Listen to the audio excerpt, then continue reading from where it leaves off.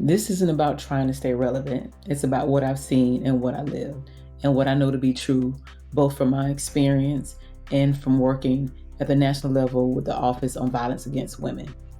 I recently worked on two projects. One of them was improving criminal justice response, and the other was domestic violence fatality review.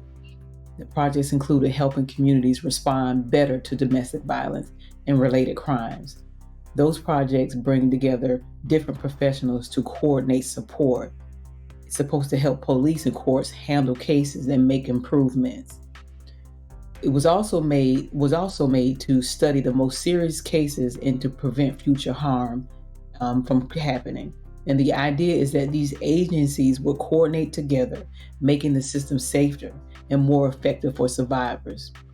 That experience showed me just how deep this runs. It further reinforced what I've learned about the systems that we depend on, which is that often they step in after the harm is done. And even then, the response is only as good, as strong as the people that do the work, the first responders, the prosecutors, courts, social workers that really, really care.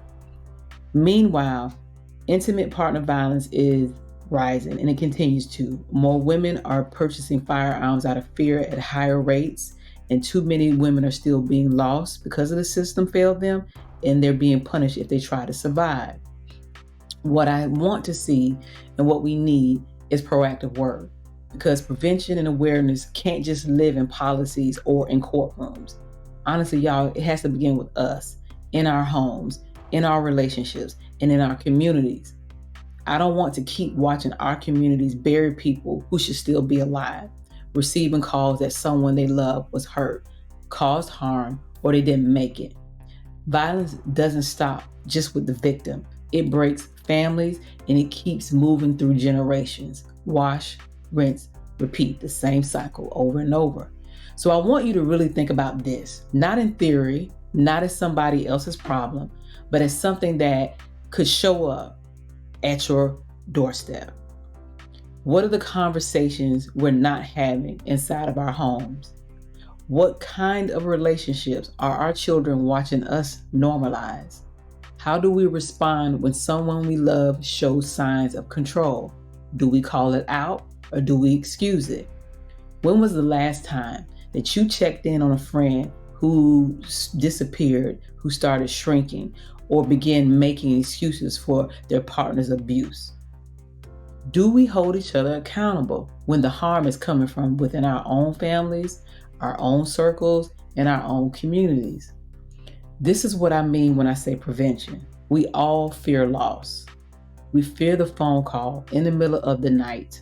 We fear the breaking news alert. We fear realizing too late that we could have done something different. Because the way we love, argue, respond versus react or shut down, it usually comes from some environment that we grew up in.